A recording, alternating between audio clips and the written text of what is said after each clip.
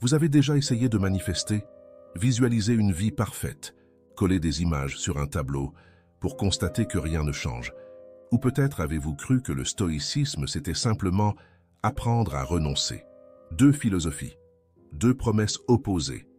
Vos pensées créent votre réalité. Contre, vous ne contrôlez que votre esprit. Alors, qui dit la vérité? Écoutez bien, c'est cette tension qui nous divise. D'un côté, la peur de rester prisonnier d'une vie médiocre. De l'autre, la peur de s'accrocher à des illusions. Et si la vérité n'était pas dans le choix, mais dans l'équilibre, dans cette vidéo, nous n'allons pas trancher. Nous allons explorer les deux mondes, leurs forces, leurs faiblesses, et surtout voir comment les unir pour créer une vie à la fois sereine et ambitieuse. Parce qu'au fond, la vraie question n'est pas « est-ce que ça marche ?» La vraie question est « comment utiliser ces deux philosophies pour reprendre enfin le contrôle de votre vie ?» Mais avant de juger, replongeons dans le premier camp, celui qui promet que vos pensées seules peuvent transformer le monde, la manifestation. Nous vivons dans une époque étrange. Jamais les gens n'ont eu autant de mal à accepter leur vie telle qu'elle est, et jamais ils n'ont eu autant d'outils pour l'imaginer autrement. C'est l'ère des aspirations. Sur les réseaux sociaux, on nous répète que nos pensées créent notre réalité, qu'il suffit de visualiser la maison de ses rêves, la voiture de luxe ou la relation parfaite, et que l'univers finira par la porter. Des livres comme The Secret ont popularisé cette idée. L'univers est un catalogue, il suffit de commander. Soyons honnêtes, qui n'a jamais tenté au moins une fois de fermer les yeux, d'imaginer une vie idéale, de croire que demain serait différent, pour finalement se réveiller et constater que rien n'avait changé. Le compte en banque, toujours le même. Le corps, inchangé, la solitude, intacte. Alors oui, il y a un problème avec la manifestation. Elle peut transformer une promesse de liberté en une nouvelle forme de culpabilité. Parce que si vous ne réussissez pas, c'est que vous n'avez pas assez cru, pas assez vibré, pas assez manifesté. Et c'est là que beaucoup décrochent. Mais attendez, est-ce que cela veut dire que tous ceux qui manifestent se racontent des histoires? Que cette idée n'a aucune valeur? Non, et vous allez voir pourquoi. Parce qu'au fond, la manifestation n'est pas magique. Elle est psychologique. Elle agit comme un levier intérieur. Et pourtant, certains jurent que cette idée a changé leur vie. L'un d'eux est une star de cinéma que vous connaissez tous. Regardez Jim Carrey. Un soir, seul, avec un simple morceau de papier, il a fait quelque chose devenu légendaire. Dans les années 90, il s'est écrit un chèque de 10 millions de dollars, post-daté 5 ans plus tard, pour service rendu en tant qu'acteur. Il l'a gardé dans son portefeuille. Et 5 ans plus tard, il touchait exactement ce montant pour Dumb and Dumber. Mais soyons clairs, ce n'est pas le papier qui a changé sa vie. C'est la croyance qui la nourrit chaque jour. Et il n'était pas le seul. Un autre futur géant d'Hollywood a pratiqué la manifestation, mais d'une façon très différente. Même chose avec Will Smith. Avant The Fresh Prince, il se visualisait déjà superstar. Il répétait « Je vais être riche, je vais être célèbre ». Mais il ajoutait un élément crucial, presque stoïcien sans le savoir. « Je suis tombé amoureux du travail, du processus ». Sa visualisation n'était pas une prière magique adressée à l'univers. C'était un moteur de focus et d'action. Et la science confirme ce mécanisme. En neurosciences, on appelle ça le système d'activation réticulée. Un filtre de votre cerveau qui sélectionne ce qui mérite votre attention. Vous vous fixez sur une idée, par exemple une voiture rouge, et soudain vous en voyez partout. Non pas parce qu'il y en a plus, mais parce que votre cerveau les laisse enfin entrer dans votre champ de perception. C'est exactement ce qui se passe avec la manifestation. Votre croyance modifie votre perception. Votre perception modifie vos choix, et vos choix modifient vos résultats. Voilà la clé. Mais ce phénomène n'est pas réservé aux stars. Prenons un exemple beaucoup plus proche de vous. Une rupture amoureuse. Après une séparation, beaucoup sombrent dans le désespoir. Vous connaissez cette sensation, le silence qui envahit la chambre, chaque objet qui rappelle l'autre, et cette voix intérieure qui répète « Je ne retrouverai jamais personne ». Dans cet état d'esprit, même si une personne bienveillante vous sourit dans la rue, vous ne la remarquez pas. Votre cerveau filtre tout ce qui ne correspond pas à votre croyance, et pourtant, il suffit parfois d'un basculement minuscule, une seule pensée différente, et tout change. Imaginez que vous commenciez à croire, ne serait-ce qu'un peu, qu'une relation heureuse est encore possible. Cette simple croyance ne gomme pas la douleur du jour au lendemain, mais elle change votre posture. Vous sortez davantage, vous osez discuter, vous reprenez confiance. Et soudain, les occasions apparaissent là où hier encore vous ne voyiez qu'un mur. Écoutez bien, ce n'est pas l'univers qui a changé, c'est vous. Voilà la vérité cachée derrière la manifestation. Ce n'est pas une baguette magique, c'est un levier psychologique. Mais que se passe-t-il quand la vie refuse obstinément de se plier à vos visualisations? Quand vos rêves se brisent contre le mur du réel? C'est là que le stoïcisme frappe fort. Si la manifestation nous pousse à croire que tout est possible, le stoïcisme commence par une vérité brutale, mais libératrice. Vous ne contrôlez pas la majorité des choses qui vous arrivent. Épictète le disait déjà il y a 2000 ans. Il y a ce qui dépend de nous et ce qui n'en dépend pas. Écoutez bien, cette distinction change tout. Regardons notre vie moderne. Vous ne contrôlez pas l'inflation, ni le prix de l'essence. Vous ne contrôlez pas les algorithmes qui dictent ce que vous voyez en ligne. Vous ne contrôlez pas la météo, ni une pandémie. Mais vous contrôlez votre réponse, vos choix, vos habitudes, votre effort, votre regard. Voilà la clé. C'est ça, la dichotomie du contrôle. Prenons un exemple. Vous perdez votre emploi. Vous ne contrôlez pas la décision de l'entreprise, mais vous contrôlez votre réaction.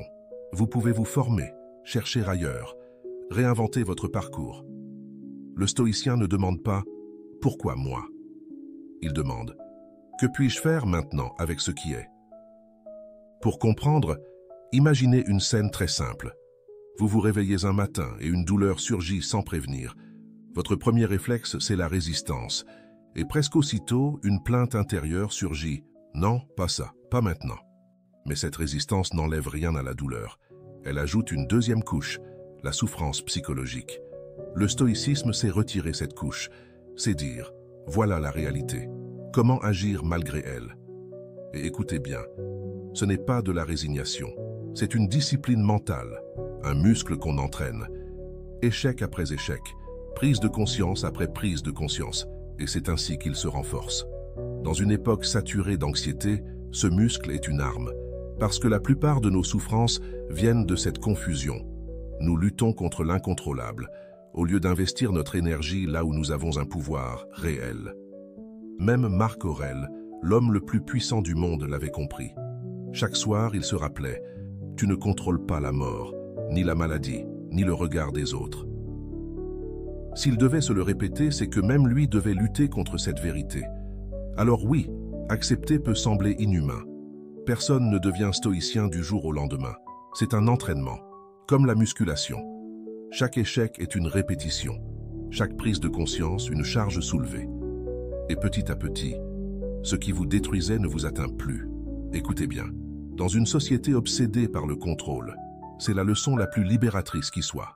Accepter l'incontrôlable libère. Mais voici le piège. Si le stoïcisme nous protège de l'illusion de contrôle, ne risque-t-il pas aussi de tuer nos rêves? C'est ici que les deux philosophies cessent de s'opposer et commencent à s'épouser. Nous avons vu deux forces en apparence opposées. D'un côté, la manifestation, une arme mentale capable d'orienter vos pensées, de décupler votre motivation.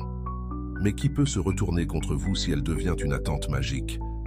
De l'autre, le stoïcisme, une philosophie qui vous enseigne à garder votre sérénité en toutes circonstances, mais qui peut sembler, si on la pousse trop loin, presque résignée, comme si désirer quoi que ce soit était une faute. Alors, faut-il choisir entre rêver grand et accepter tout? La réponse est non, parce que ces deux approches ne s'annulent pas, elles se complètent. Écoutez bien, la manifestation n'est pas un sortilège adressé à l'univers, c'est un carburant mental. Elle vous aide à fixer une vision claire, à créer un pourquoi puissant. Quand vous visualisez un but, vous donnez à votre cerveau une direction. Et comme nous l'avons vu avec Jim Carrey ou Will Smith, ce pourquoi active le système d'activation réticulé. Il filtre vos perceptions. Vous commencez à voir les opportunités qui, jusque-là, passaient inaperçues.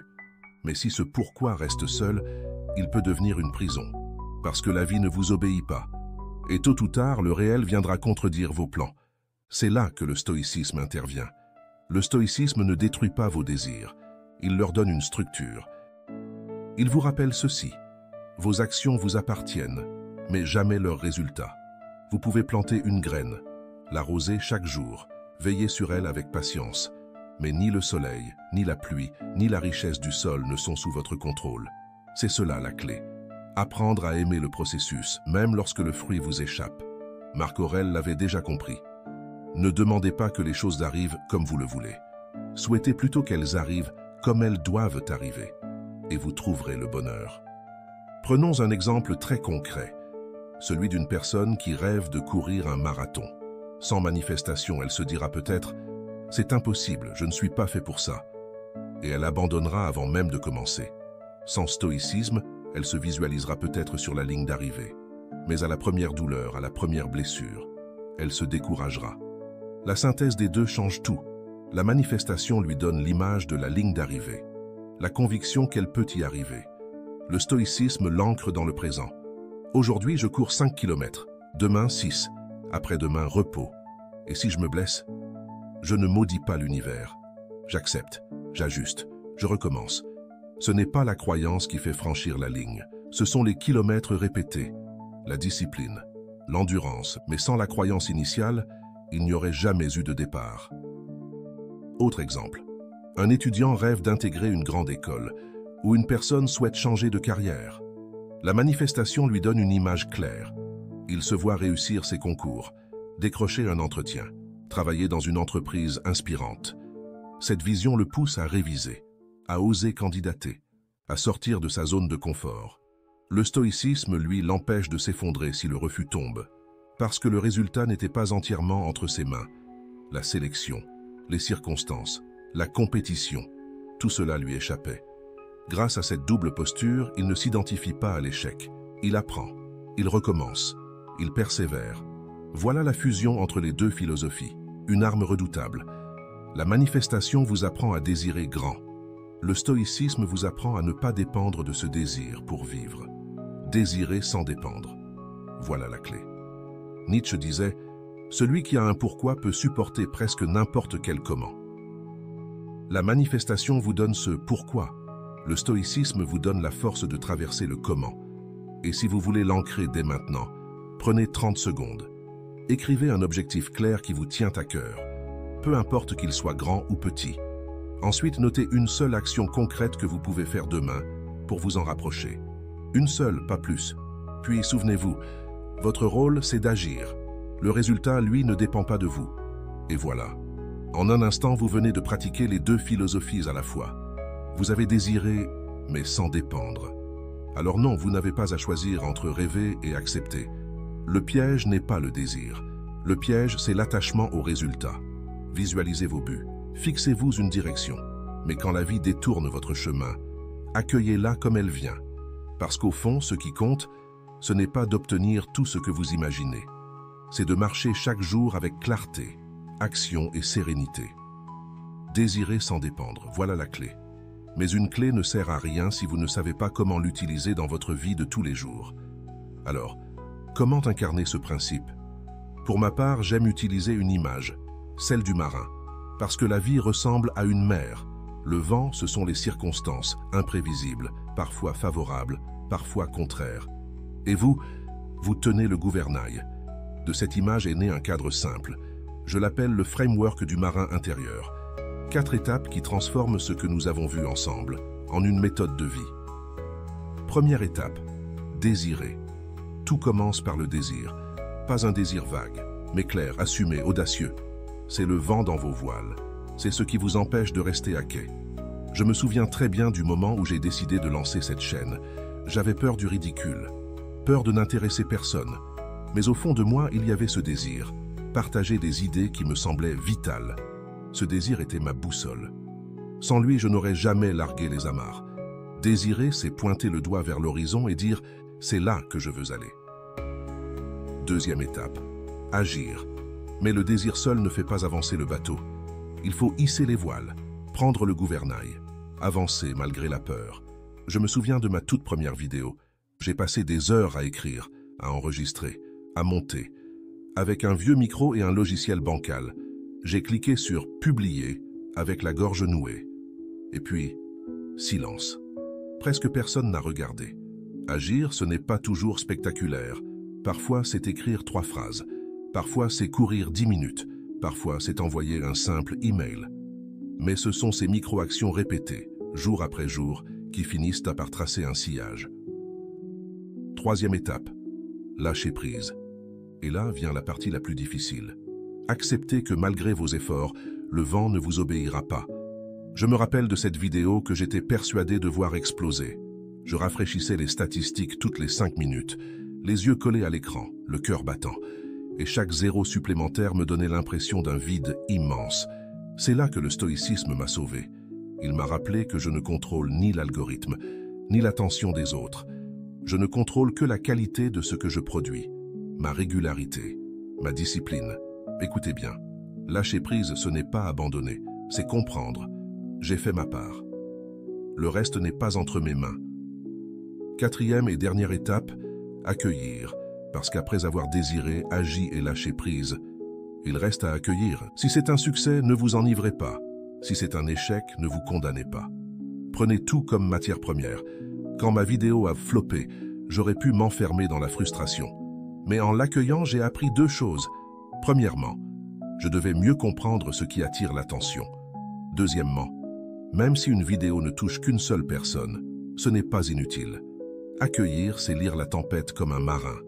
Non pas comme une punition, mais comme une donnée de navigation. C'est se dire, ok, j'ai échoué cette fois. Qu'est-ce que ça m'enseigne? Comment puis-je ajuster ma route? Et peu à peu, vous découvrez une vérité incroyable. Même vos échecs deviennent du carburant. Voilà le framework du marin intérieur. Désirer, agir, lâcher prise, accueillir. 4 étapes simples, mais qui changent votre rapport à chaque projet, chaque relation, chaque rêve. Nietzsche disait « Celui qui a un pourquoi peut supporter presque n'importe quel comment ». Votre pourquoi, c'est la manifestation. Votre comment, c'est le stoïcisme. Et quand vous combinez les deux, vous n'êtes plus seulement un rêveur, ni seulement un sage. Vous devenez un marin, quelqu'un qui sait où il va, qui agit avec détermination, mais qui reste assez sage pour accepter le vent tel qu'il souffle. Alors, je vous propose un petit exercice. Avant de quitter cette vidéo, prenez 30 secondes. Écrivez un désir clair qui vous tient à cœur. Notez une seule action que vous pouvez poser demain. Et dites-vous simplement « J'ai fait ma part. Le reste ne m'appartient pas. » Voilà la clé. C'est ça, désirer sans dépendre.